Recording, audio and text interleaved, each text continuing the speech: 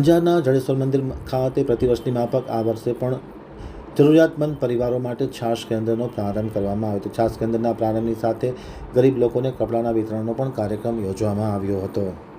હવે જોઈએ ગાંધીધામ આમતક ન્યૂઝ બ્યુરોનો એક વિસ્તૃત અહેવાલ। અંજારના સુપ્રસિદ્ધ જડેશ્વર મહાદેવ મંદિર ખાતે ઠંડી છાશ વિતરણ કેન્દ્ર ઉનાળામાં શરૂ કરવામાં આવ્યું છે। પ્રતિવર્ષની માફક આ વર્ષે પણ જરૂરિયાતમંદ માટે આ છાશ કેન્દ્ર શરૂ કરવામાં આવ્યું છે। સાથોસાથ કપડાનું પણ વિતરણ કરવામાં આવ્યું હતું।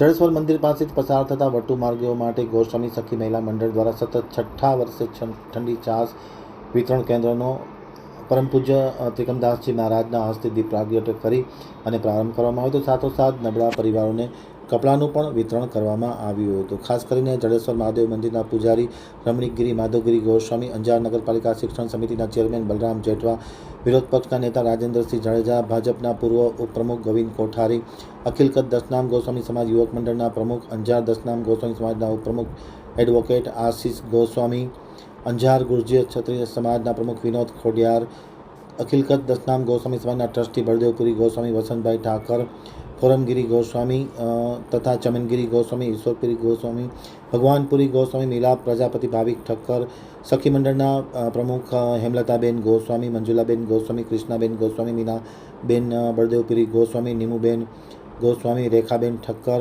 સહિતના લોકો ખાસ ઉપસ્થિત હતા। સંચાલન વિનોદ ખોડિયારે કર્યું હતું।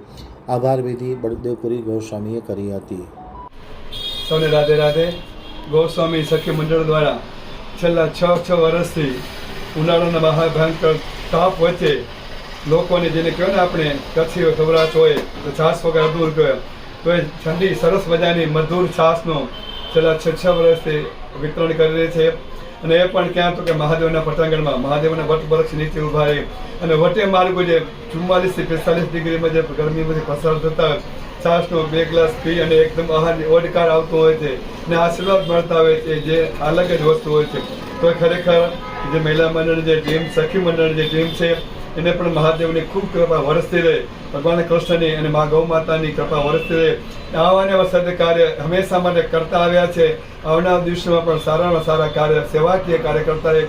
ભગવાન મહાદેવ પાસે, ભગવાન શ્રી રાધાકૃષ્ણ ભગવાન પાસે પ્રાર્થના, ભગવાન એને ખૂબ શક્તિ આપે એવી પ્રાર્થના સૌને। રાધે રાધે, મહાદેવ હારે।